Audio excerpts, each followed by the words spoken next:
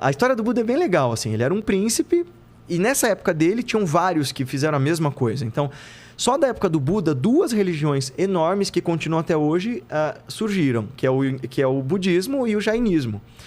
Os 2 fundadores dessas religiões têm uma história bem parecida. Os 2 eram príncipes, cercados de conforto, cercados de privilégios, e que em algum momento se cansaram tanto de ver sofrimento nas pessoas.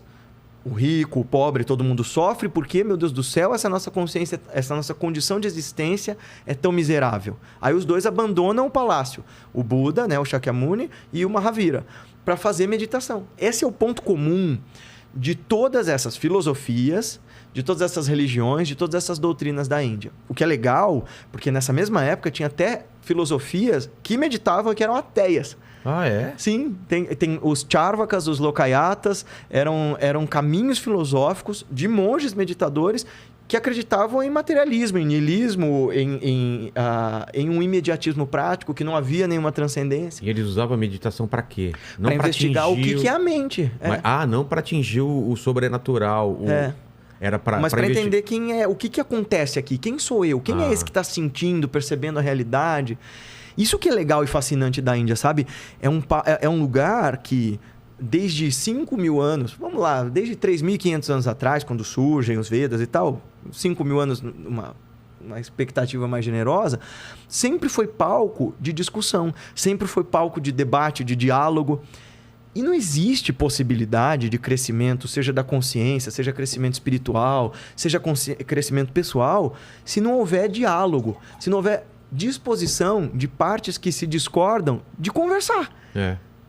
Então, isso que é legal lá. Assim. Então, você tinha gente debatendo que era materialista, gente que era niilista, budistas, jainistas, hindus, monges de todo tipo, sempre discutindo para saber o que é a verdade. Eu quero entender isso. Quando o Buda, então, ele abandona essa vida real, né?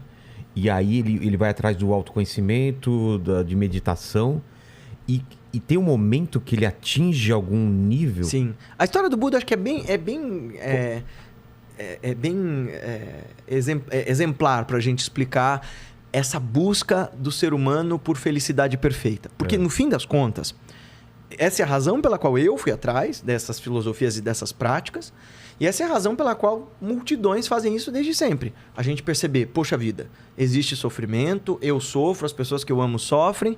Mas como é que eu saio disso? Será que a condição humana é inexoravelmente, inevitavelmente miserável? Ou tem como sair disso? Então, o que acontece com o Buda é que quando ele estava para nascer, quando ele nasceu, um sábio chegou no palácio do pai dele e disse assim: esse cara aqui pode ser um grande professor, um cara que vai salvar milhões de almas, ou ele pode ser um grande conquistador. Aí o suposto profeta começa a chorar e o rei fala assim: por que você está chorando? Ele: porque eu não vou estar vivo para ouvir ele ensinar. E aí o pai dele, claro, sendo um rei, fala assim: se ele quiser ser um guru, ele pode ser quando ficar velho. Eu vou treiná-lo para ser um conquistador. Ele vai levar minha dinastia, ele vai continuar meu reino. E como todo tema mitológico, né? É quando você tenta evitar uma profecia, quando você faz ela acontecer. Acontece exatamente o contrário. E aí o pai dele cerca ele de tudo quanto é forma de alienação. Faz um palácio para cada estação do ano, cerca o cara de prazeres e tal. E embora o menino, enquanto criança, o pequeno Siddhartha, fosse bastante contemplativo, ele meditava, tal, sozinho. O pai dele enfiava tanta coisa, né? Se fosse hoje em dia, ia dar PlayStation, TikTok, etc. e tudo mais. Que ele foi esquecendo, assim, dessa aspiração de saber, afinal de contas, o que é a vida, quem sou eu e tal. Ele não saía do palácio. Um dia, quando ele já estava mais velho, ele insiste com o pai dele que ele quer saber o que tem lá fora. Se eu vou governar esse reino, eu quero saber quem são meus súditos. Isso adolescente? Isso já adulto. Já adulto? Ele casou e tal. Nossa, e não saía do palácio. E não saía do palácio, ele vivia aquela vida. Numa primeira vez que ele saiu, o pai até fez todo um mise-en-scène, escondeu as pessoas velhas, escondeu as pessoas pobres para, olha, o mundo é lindo lá fora. Mas ele ficou desconfiado, tem alguma coisa errada ali. Porque é o que acontece com todos nós, né? É aquele lance da Matrix, quando a Matrix é perfeita demais, a gente acha, confia, tem alguma coisa esquisita aqui. E aí ele conversa com o primo dele e fala: Nanda, vamos sair daqui. Ele fala: isso vai dar ruim, mas tá bom, vai ser meu príncipe, eu tenho que obedecer, vamos lá. E ele se depara, Vilela, com 3 coisas que imagina você, se você nunca tivesse visto o tamanho do choque. Se a sua vida sempre tivesse sido perfeita, primeiro você encontra um hominho todo encarquilhado, todo cheio de mancha, todo cheio de ferida. Ele tá vendo a doença pela primeira vez. Ele, meu Deus, Ananda, o que é isso? Isso é doença, meu príncipe. E todo mundo pode ter isso? Sim.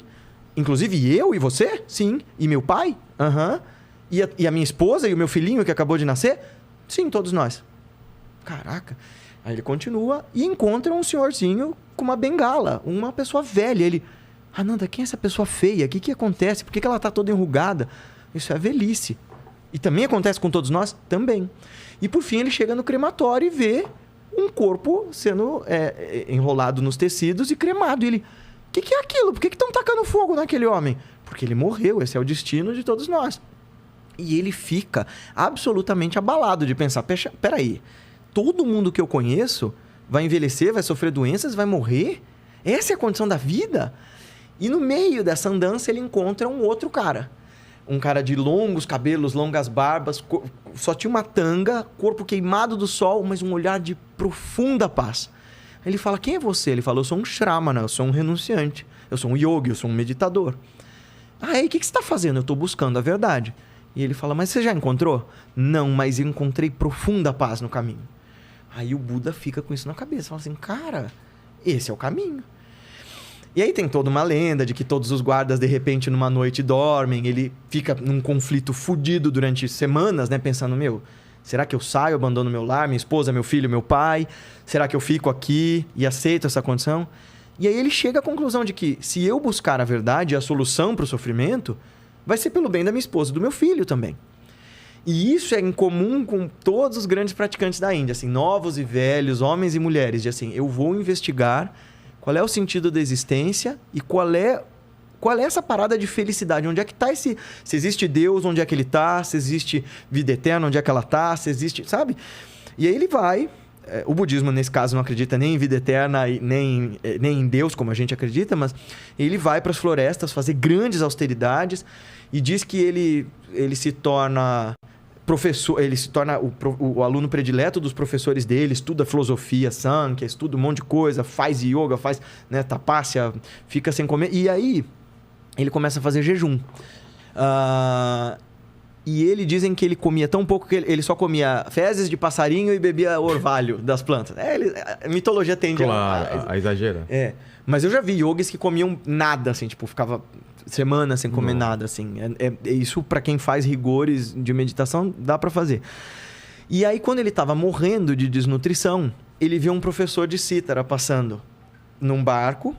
E ele já tá, assim, tem imagens do Buda, assim, é bem bonito, assim, ele com as costelas todas à mostra, assim. Ele já quase morrendo de inanição, ele vê um professor ensinando cítara para um aluno e dizendo assim, entenda isto, para tocar bem você não pode nem apertar demais a corda, senão ela estoura, e nem afrouxar demais, senão não sai som nenhum. Aí ele fala assim, é isso, o caminho para a verdade é o equilíbrio entre dois extremos, é Madhyamika, o caminho do meio. E aí ele começa a fazer uma nova forma de meditação. E dizem, em 7 dias ele é tentado pelo rei dos demônios, né? Que simboliza a nossa mente, o nosso ego, a nossa mente com as nossas tentações, com os nossos mimos, com os nossos confortinhos, dizendo, sai daí, cara, ó, teu filho tá lá no palácio, você tá perdendo ele crescer, você tá vendo sua mulher, você não sabe se ela tá com outro. Então, assim, ele é tentado por todos os tipos de prazeres e medos, e quando ele vai vendo que tudo isso é ilusão, finalmente ele chega naquele lugar de quietude, naquele lugar de amplidão mental, naquele lugar de presença absoluta, no qual ele se torna o Buda, aquela que despertou. Isso significa Buddha, né? Aquele que acordou. Significa isso? Eu fui já algumas vezes na cidade, tem uma cidade onde ele meditou, e é um lugar incrível, cara. Se chama Bodh Gaya, ali na Índia, e hoje tem um grande templo em volta de uma descendente dessa árvore na qual ele se sentou.